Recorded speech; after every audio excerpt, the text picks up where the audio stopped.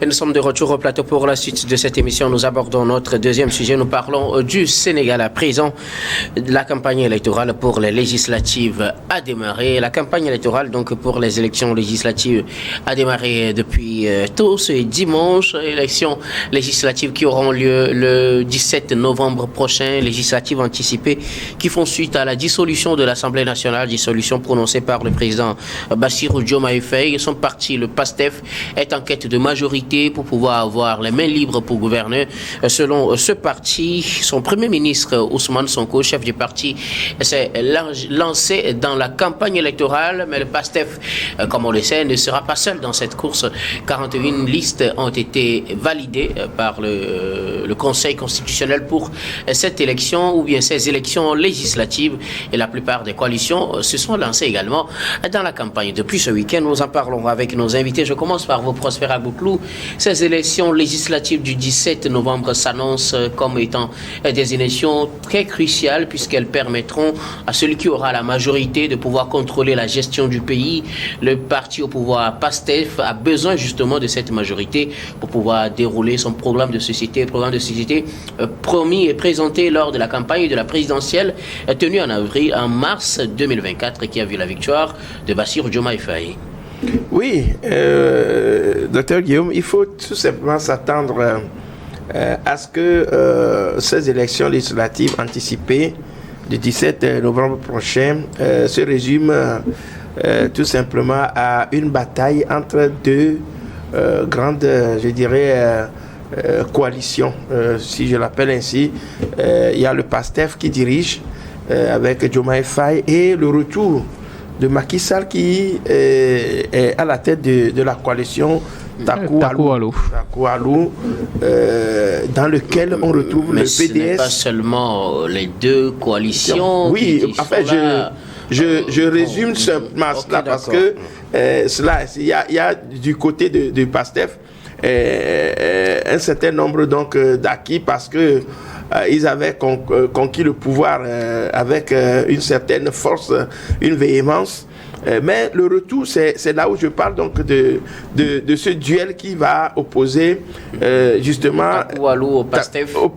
Taku Wallu au PASTEF. Sensiblement parce ce sera peut-être le remake de la présidentielle. Comme oui, lors de la présidentielle, le PDS était du côté du PASTEF. Voilà. Maintenant, il est revenu dans cette coalition avec l'APR de Macky Sall. Avec d'autres partis. Ils n'ont aucun membre au gouvernement. C'est pourquoi ils se sont repliés. Voilà, voilà. Ce qui veut dire tout simplement que la bataille sera très très dure. Parce que, vous savez, ces législatives ont des objectifs, comme on appelle, appréhendés par chaque parti. Pour le PASTEF, c'est de gagner, avoir la majorité et pouvoir, comme vous l'avez dit tout à l'heure, dérouler librement son programme de société. Et ce programme de société a besoin d'être valorisé par rapport à l'Assemblée nationale. Et si, éventuellement, on arrive à avoir assez de députés, comme la majorité, je crois quand même que c'est ça qui pourra être le guide, le moteur sur lequel le PASTEF peut se baser. Maintenant, pour Macky Sall, justement, c'est la coalition, c'est une façon de contrarier, de préserver un tout petit peu leur mainmise sur la politique sénégalaise. Et comme vous le savez, avant donc de partir, il y a un certain nombre de sujets qui concernent la gouvernance comme on l'appelle, de Macky Sall, et qui aujourd'hui appellent un tout petit peu à la condamnation du PASTEF qui est en train donc de mettre en place, je dirais, un jugement qui concerne donc la façon dont Macky Sall avait dirigé le pays. On reviendra tout à l'heure sur les pics que se lancent déjà les leaders des différents partis lors de cette campagne électorale. On va parler de façon générale de l'ambiance dans un premier temps. Je reviendrai à vous pour analyser les propos. Je pense que vous vouliez parler des propos d'Ousmane Sonko. Oui, mais simplement pour dire que Macky Sall, en revenant sur la scène politique, c'est une grande première au Sénégal. Parce que tous ceux qui l'ont précédé sont partis. Wade est revenu en 2012, après au législatif de 2017. C'est-à-dire il a gardé un silence, mais Macky Sall, tout de suite, 6 mois après avoir quitté le pouvoir, il revient. C'est dans l'intention, à mon avis, de trouver, comment on appelle cela, le mot, l'immunité.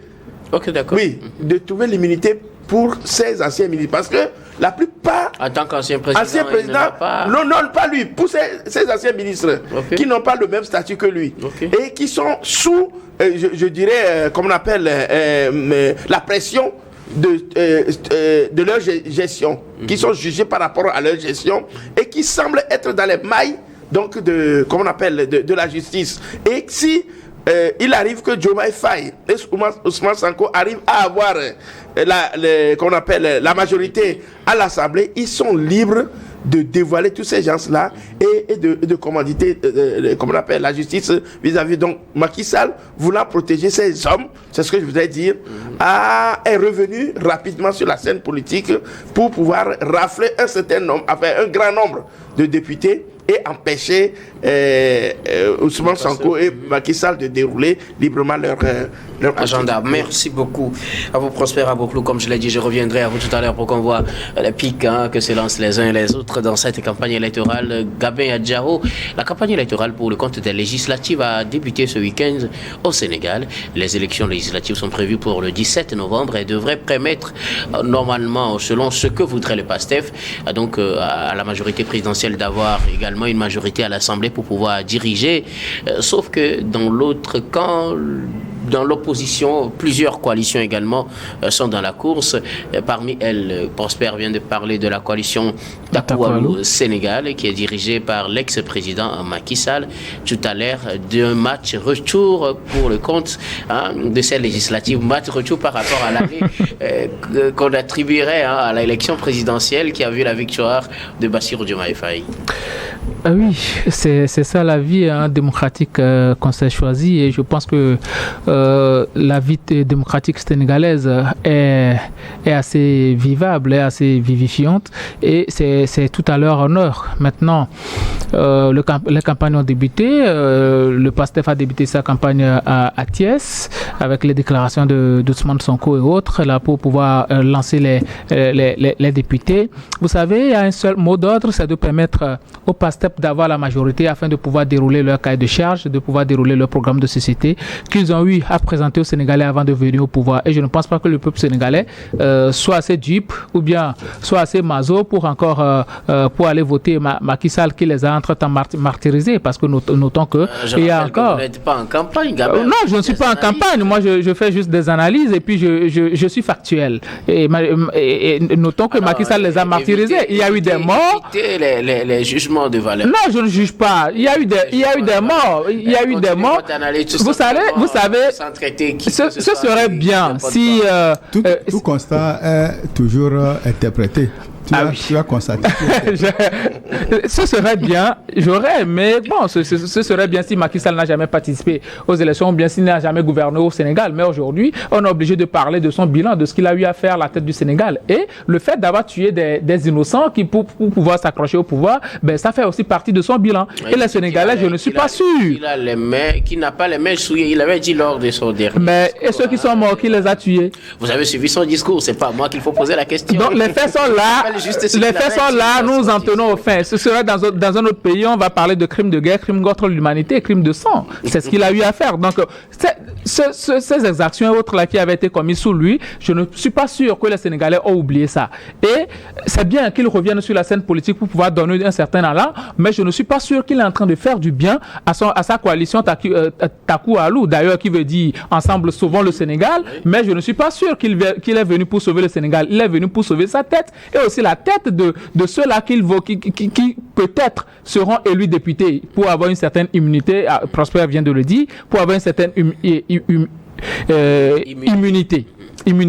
Donc pour moi aujourd'hui, le peuple sénégalais, ils ont quelque chose en tête, ils savent très bien ce qu'ils vont faire dans les urnes. Bien sûr. Pour qui voter, ils le savent très bien.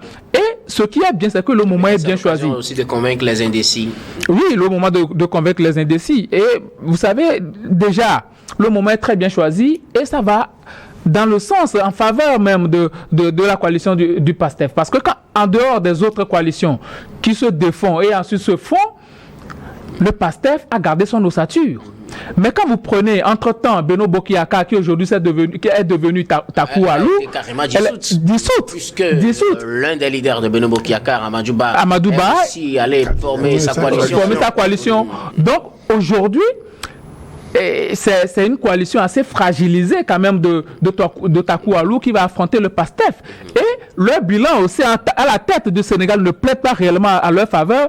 Le duo Diomaye, le duo Diomaye et Sonko, ils n'ont pas encore fait un long moment au pouvoir, ils sont venus, n'ont même pas encore fait 1 an. Du coup, on ne peut pas les juger par rapport à leur bilan. Ils sont en train de surfer sur ça pour pouvoir remporter les élections. Et je suis sûr que les Sénégalais vont leur donner la majorité confortable pour pouvoir diriger. Maintenant, quand vous prenez les partis qui composent aujourd'hui la coalition Takou Alou, quand même, le parti le PDS, qui entre-temps était avec la coalition, qui entre-temps était avec le PASTEF, aujourd'hui se retrouve avec la coalition Takou Alou. Ça veut dire que ce sont des instables politiques. Ce sont des instables politiques parce que jusque-là... C'est justement cela. Ce sont des gens qui voulaient soutenir le PASTEF pour obtenir un poste au gouvernement. Comme ils n'ont pas eu le poste, aujourd'hui se retrouvent vers Macky Sall. Or, le PDS aujourd'hui est un parti fragilisé parce que même celui-là qui devait porter même le PDS, Karim Wade, il a été nominé en tant que conseiller privé de Félix Tshisekedi au Congo. Donc, il ne peut pas avoir le temps nécessaire pour accorder à son parti politique. Donc, Abdoulaye Wade, qui est assez vieux, il n'a plus assez d'énergie pour pouvoir aller sur le terrain. Et Macky Sall, je ne suis pas sûr qu'il va pouvoir animer tous les meetings qu'il faut, comme les Ousmane Sonko et les Diomaye Faye.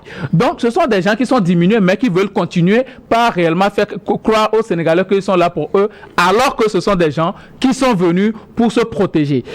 Qu'ils laissent les Sénégalais faire leur choix. Je suis sûr que les Sénégalais vont faire leur choix. Le moment est très mal choisi pour cette coalition-là, Takou Alou, pour pouvoir envisager quelque chose, d'autant plus que leur figure de proue, celui-là à qui les Sénégalais ont accordé un certain nombre de pourcentages, même lors des précédentes élections, Amadou Ba s'est retrouvé dans une autre coalition aujourd'hui. Donc, c'est un parti totalement fragilisé de Takou Alou qui va faire face à la mastodonte PASTEF.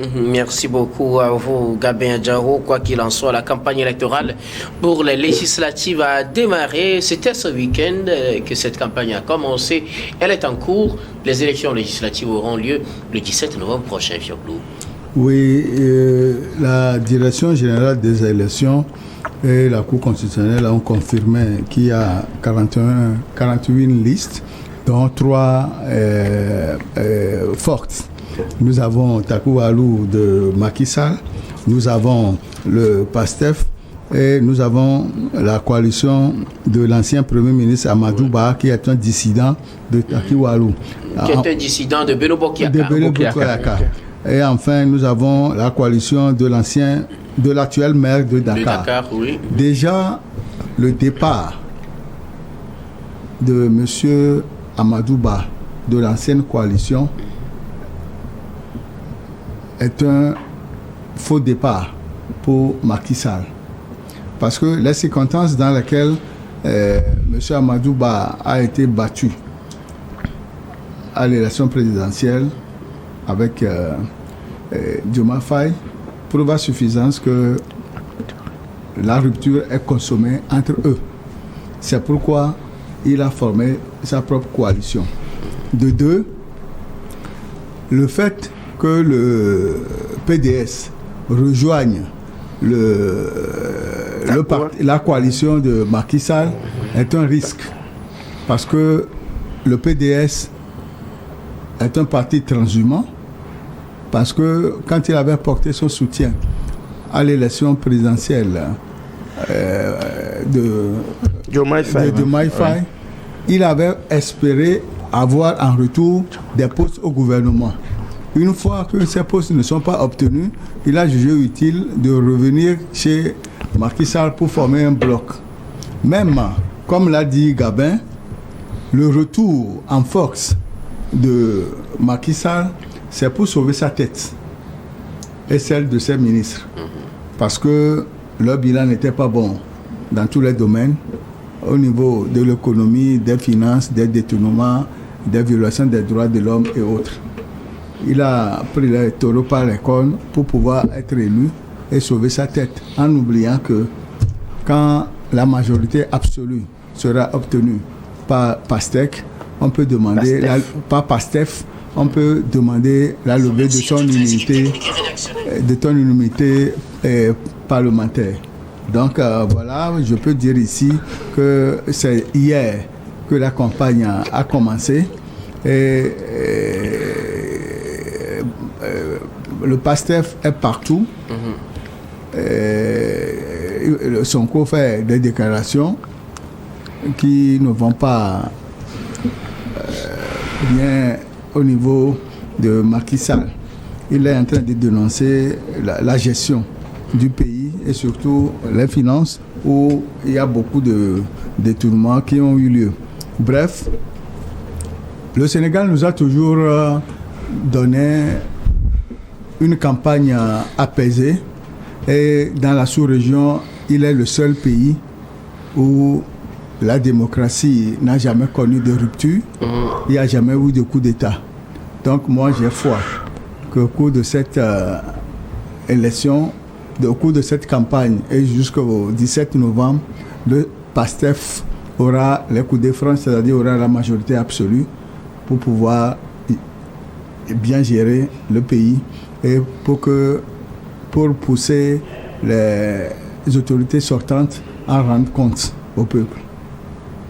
Alors, Gabin, vous parliez tout à l'heure, d'ailleurs vous tous vous l'avez un peu évoqué, cette campagne qui démarre et avec des pics qui se lancent, surtout de la part de Ousmane Sonko qui a déjà commencé par tacler le camp Macky Sall bien avant même le démarrage de cette campagne électorale. Le passé de Macky Sall déjà commence par le rattraper dans ces campagnes électorales du côté de PASTEF, on dirait. Oui, vous savez, Ousmane Sonko, depuis 2014, c'est quand même un érudit de la politique sénégalaise. C'est un homme qui s'est forgé et il a quand même une longueur d'avance sur Macky Sall. Macky Sall qui n'avait pas prévu revenir quand même pour ces élections-là. C'est pas la force des choses qu'il est revenu pour ces élections. Du coup, comme le duo Diomaye et Sonko savaient déjà très bien qu'ils vont dissoudre le Parlement, eux, ils se sont préparés pour les prochaines élections. Donc, ils ont eu une longueur d'avance sur Macky Sall. Et qu'est-ce qu'ils ont eu à faire? Ils ont eu à auditer quand même la gestion de Macky Sall, en passant par la gestion des finances et autres, là, ce que les frais que Macky Sall avait engagés pour les projets de développement du Sénégal, et ils ont constaté que réellement il y a des détournements de fonds et c'était juste des saupoudrages de développement que Macky Sall avait voulu faire en engageant des grands travaux, mais en réalité au-dessous il y a des sociétés écrans qui avaient été faits, au-delà même des cabales judiciaires que Macky Sall avait organisées contre le duo Ousmane Sonko et Diomaye Faye, qui s'étaient retrouvés en prison. Ils sont sortis de la prison et sont devenus président, premier ministre de la République comme Nelson Mandela. Donc aujourd'hui, ce sont des gens qui se sont bien aguerris et ont bien préparé leur plan. Vous aurez pu constater que ce sont des gens qui ne manquent jamais d'arguments quand il s'agit d'attaquer Macky Sall, et le dit à juste titre, ils ne manquent pas de preuves parce qu'aujourd'hui, ce sont eux qui sont au pouvoir et ils ont quand même la capacité d'arriver à avoir les preuves qu'ils veulent sur la gestion de Macky Sall. Vous ne pouvez pas imaginer que c'est certes, toute gestion, il y a des gestions de manière calamiteuse, mais il y a aussi de bonnes choses que peut-être l'ancien régime a eu à faire. Mais nous sommes en politique et ils ne viendront pas pour parler en bien de Macky Sall. Ils vont tenir ce qui a été fait de mauvais de Macky Sall. Maintenant, c'est à Macky Sall de prouver que, voilà, ce qu'on dit sur moi, ce n'est pas vrai. Or, Macky Sall, qu'est-ce qu'il fait? Il s'attarde à dire que non, ils sont en train de mentir dans mon compte sans pour autant apporter la preuve contraire. Alors que ceux-là, ils sont en train de brandir des documents et ils sont en train de brandir des éléments probants. Donc, pour moi, aujourd'hui, je pense que le duo Diomaye et Ousmane Sonko, comme ils sont très jeunes aussi, ils sont très fougueux, ils se font très bien entendre et ils se sont bien préparés pour ces élections-là. En plus de leur capacité de mobilisation, ils arrivent quand même à se faire écouter par la population. La population qui veut leur accorder cette confiance-là pour pouvoir continuer à diriger le Sénégal afin de mieux juger à la fin de leur mandat. Je pense que la coalition Taku Alou et celle de Amadou Ba et autres auront gros à faire face à ce duo Ousmane Sonko et Diomaye Faye, d'autant plus que vous aurez pu constater sur le terrain, ce sont des gens qui avaient préparé depuis leurs députés. La coalition PASTEF, eux, ils ont déjà préparé leurs députés depuis la Guy Marius Sagna et autres. Là, ce sont des gens qui travaillent. Et même sur le plan international, diplomatiquement, la gestion de Macky Sall n'a pas véritablement facilité les choses au Sénégal. Ce qui fait qu'aujourd'hui, quand Diomaye Faye et Ousmane Sonko sont venus au pouvoir, ils sont obligés de pouvoir renouer les alliances avec les pays limitrophes et les autres pays de la CEDEAO et même de l'AES. Donc ça aussi, ça joue en défaveur de la coalition Taku Alou. Je ne veux plus parler trop de Taku Alou pour qu'on dise que je suis en campagne pour PASTEF, mais quand même, tout ce qu'ils sont en train de faire, c'est du désordre politique qu'ils sont en train de faire. Moi, j'aurais aimé que Macky Sall, qui est quand même un érudit politique, qu'il place des jeunes à la tête de ce parti-là qui seraient capables de riposter face à Ousmane Sonko et Diomaye Faye. Malheureusement, lui-même, il est venu et il n'a pas la capacité de pouvoir arriver à prouver le contraire de ce que dit Ousmane Sonko et Diomaye Faye, et c'est dommage pour lui. Et si Macky Sall ne fait pas lui-même le poids, selon vous, face à Ousmane Sonko et Bassirou Diomaye Faye, pensez-vous que c'est un dauphin qui serait peut-être à la hauteur de la au moins le dauphin, tenté avec Amadou Ba, au moins le dauphin ne sera pas comptable de la gestion de Macky Sall et il va porter le parti politique. Pourtant, Amadou Ba a été jugé sur le bandage, sur le bilan d'Amadou. Oui, parce que quoi, Amadou Ba, il a été à tout moment le dauphin de Macky Sall. Il a été Premier ministre. À chaque moment, il était le second. Il était le second de l'APR. À chaque moment, il était le second de l'APR. Donc, il était aussi comptable. Quelle aurait été la meilleure option? Qu'il prenne quelqu'un qui n'a pas gouverné avec lui? Voilà. Ok, d'accord. Alors, Prosper Abouklou, en tout cas, tous les moyens sont bons pour faire du mal à son prochain dans cette campagne électorale qui vient de commencer. Vous aviez évoqué les propos d'Ousmane Sonko. Entre-temps, c'est le moment de revenir là-dessus. Nous sommes en pleine campagne électorale. Tout est possible, tous les moyens sont bons, comme on le dit, pour pouvoir convaincre l'électorat de ne pas voter pour l'autre, mais plutôt pour soi. Oui, vous savez, Ousmane Sonko, Ousmane Sonko, Sonko c'est un autre, c'était le coupeur de bras Sierra Leone à l'époque. Donc ici c'est Ousmane Sonko, oui. Sonko, voilà. Oui, vous savez, c'est vrai que la réalité auquel ces jeunes sont confrontés à la gestion du pouvoir a permis quand même, leur a permis quand même de se sortir un tout petit peu de leur réserve, de cette torpeur qu'ils avaient quand ils se sont mis en face du pouvoir. Et vous savez, Sonko, en allant donc sur le terrain, a raflé quand même, il faut le dire, un certain nombre comment on appelle, de conscience, oui, au niveau de preuves et de conscience au niveau donc de la population sénégalaise. Et il a parlé donc d'abord qu'on appelle d'une politique réparatrice. Il va falloir aller au fond des choses pour pouvoir remettre le Sénégal sur comme on appelle la bonne marche. Et pour le faire, il faut quand même, je dirais tout simplement, rendre compte de ce qui a été fait avant. Et si on ne part pas sur le bout de cette ancienne corde, je crois quand même que on ne peut pas arriver à construire l'avenir qu'on avait promis aux Sénégalais. Donc au cours de cette campagne, il a rappelé c'est un certain nombre de choses sur lesquelles ils veulent tout simplement surfer pour pouvoir gouverner. Et n'oubliez pas, vous savez, la campagne, c'est d'abord de l'argent. Et cette première sortie, c'est d'abord pour un levée de fonds. Ils sont partis pour faire un levée de fonds et la jeunesse qui les avait conduits donc à cette victoire éclatante en avril, plutôt c'était en février dernier, est revenu donc sur sa promesse pour pouvoir les aider. Donc ce qui veut dire tout simplement que, comme je l'ai dit avant, Macky Sall a senti l'odeur, donc, comme on le dit souvent, l'odeur de cette pesanteur-là qui va arriver. Parce que si on arrive à arrêter, on juge ces anciens ministres qui ont, pour certains, des milliards sur leur compte, au moment où plusieurs Sénégalais sont en train de souffrir, c'est dit tout simplement qu'ils seront arrêtés. Alors là, c'est Macky Sall qui est en danger. Alors pour le faire, surfant sur la vague des propos de Ousmane Sonko, il a voulu tout simplement préserver. Et quand il pense avoir l'immunité, plutôt comme on appelle la majorité à l'Assemblée, il pourra tout simplement être tranquille parce que ces gars seront, comme on appelle, protégés par cette immunité, puisque pour voter, pour enlever l'immunité, il faut une majorité pour pouvoir voter cela. Maintenant que s'il a cela, comme on appelle la majorité, mais comme Gabin l'a dit, je crois quand même que le landerneau politique tel qu'il est dessiné maintenant ne peut pas lui permettre donc d'avoir cette majorité-là. Alors, Choklo Adanglenou, il faut noter aussi que lors de cette campagne électorale, plusieurs aliments sont signalés au niveau des maires de plusieurs départements qui se rallient à la cause du PASTEF. Oui, mais tout le monde sait que le travail abattu par PASTEF ces derniers mois est un travail colossal, et surtout qu'ils ont l'audit de la gestion de Macky Sall en main.